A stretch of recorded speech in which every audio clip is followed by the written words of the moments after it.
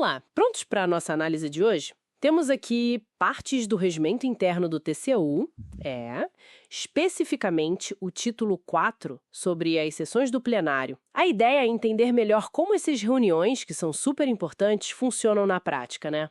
Exato. Olá. Vamos lá então mergulhar nisso? Por onde a gente começa? Bom, podemos começar pelo básico, talvez.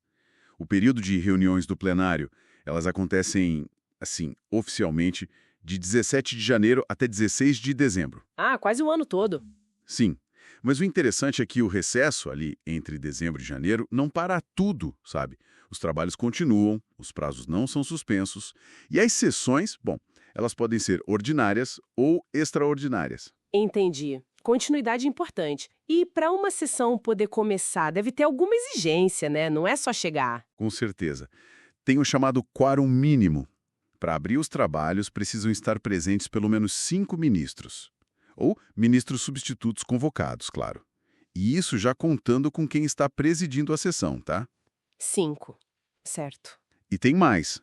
Salvo algumas exceções, a presença do representante do Ministério Público junto ao tribunal, o MPJCU, é indispensável. Para garantir a fiscalização da lei, imagino. Exatamente. Dá mais robustez. E se não tivesse quórum mínimo? Bom, aí não tem sessão. A pauta é simplesmente transferida para a sessão seguinte. É tudo bem formal para garantir a legitimidade, né? Faz sentido. E as sessões ordinárias, essas que são as regulares, elas têm uma rotina. Dia, hora... Tem sim. A regra geral é às quartas-feiras, começando às 2h30 da tarde. Quartas à tarde. Isso, das 14h30 às 18h30. Mas olha, se precisar, esse horário pode ser prorrogado. E tem até data marcada para a última do ano, primeira quarta-feira de dezembro. Nossa, bem organizado mesmo. E a ordem dos trabalhos dentro de uma sessão ordinária parece seguir um roteiro, né? Segue sim, o artigo 95 detalha isso. Primeiro, geralmente se homologa a ata da sessão anterior. Depois tem sorteio de relatores para novos processos, algum expediente administrativo. Ah, tipo avisos, comunicações? Isso. Aí vem a apreciação de medidas cautelares, que são urgentes, e, por fim, o julgamento dos processos que estão na pauta do dia. Entendi a sequência. E as extraordinárias, para que elas servem? As extraordinárias são convocadas para fins bem específicos, não é a rotina.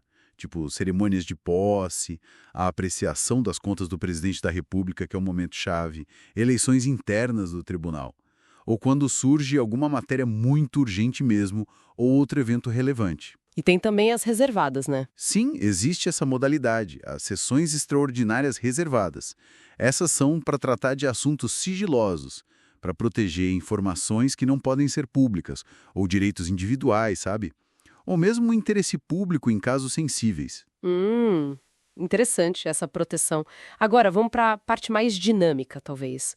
O julgamento em si. E se o ministro substituto não se sentir pronto para votar? Precisa de mais tempo para analisar. O que acontece? Aí entra o famoso pedido de vista. É um instrumento muito importante. O pedido de vista. Exato. Ele serve para garantir uma análise mais aprofundada. Quando alguém pede vista, o julgamento daquele processo é adiado. Adiado por quanto tempo? Em regra, por até 20 dias. Mas, assim, em casos mais complexos, que exigem uma análise maior, esse prazo pode ser estendido. Certo. E não só os ministros. O Ministério Público também pode pedir vista, viu? Ah, o MP também. Sim, e uma mudança que teve relativamente recente é que o pedido de vista por um julgador agora abre a vista para todo mundo. É a chamada vista coletiva. Vista coletiva? Como assim? Significa que se um pede vista, todos os outros membros do colegiado também podem aproveitar aquele período para reexaminar o processo. Nossa, isso pode mudar bastante a discussão depois, né? Pode sim, mas tem um limite. Só pode haver um pedido de vista por fase processual. Não dá para ficar pedindo vista toda hora. Entendi. Equilibra a análise com agilidade, imagino. É a ideia. Levanta sempre essa questão, né? O equilíbrio entre o detalhamento necessário e a celeridade que o controle exige. Pois é. E outra situação, empate na votação. Sei que teve mudança recente sobre isso, certo? Uma resolução de 2025. Correto. Isso é bem importante. Antes, em caso de empate no plenário, o presidente dava o voto de qualidade, o voto de Minerva. Agora, com essa alteração que entra em vigor em 2025, Se der empate, o processo é retirado de pauta. Retirado. E aí? Ele volta na pauta da sessão seguinte, e a presidência tem que tomar as medidas para garantir que, na próxima vez, o colegiado esteja completo, ou seja, com os 9 julgadores aptos a votar.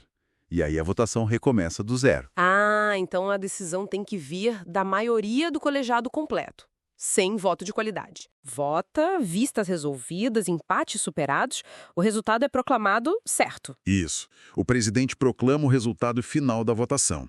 E isso vai constar num acórdão, que é a decisão escrita. E se acontecer do relator original do processo, aquele que apresentou o voto primeiro, for vencido na votação, quem escreve a decisão? Boa pergunta.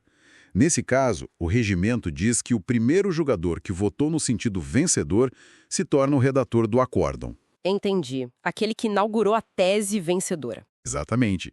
E ainda tem regras para quem quiser registrar um voto diferente, mesmo concordando com o resultado, a declaração de voto. E até uma situação bem rara, que é pedir reexame de algo que foi julgado na mesma sessão. Mas aí precisa ter o mesmo quórum da votação original. É bem excepcional. Uau, é bastante detalhe. Então, resumindo tudo isso, o que a gente pode dizer? Parece um sistema bem formal, né? Cheio de regras para guiar as discussões e decisões mais importantes do TCU. É exatamente isso. Todas essas normas, quórum, ordem do dia, como discutir, pedir vista, como votar, como resolver empate, elas não estão ali por acaso. Elas são desenhadas para assegurar princípios fundamentais: a legalidade dos atos, a transparência, o direito de defesa dos envolvidos e, claro, a qualidade técnica das decisões do tribunal. A espinha dorsal do processo decisório deles, então. Perfeito. É a estrutura que sustenta a legitimidade do controle externo que o TCU exerce sobre as contas públicas. Fica então uma reflexão para quem acompanha o trabalho do tribunal, né? Como todo esse detalhamento regimental, incluindo essas mudanças recentes sobre empate e vista coletiva, funciona no dia a dia. Como o TCU consegue equilibrar esse rigor processual todo com a necessidade de ser ágil e eficiente no controle do dinheiro público. Uma questão importante, sem dúvida.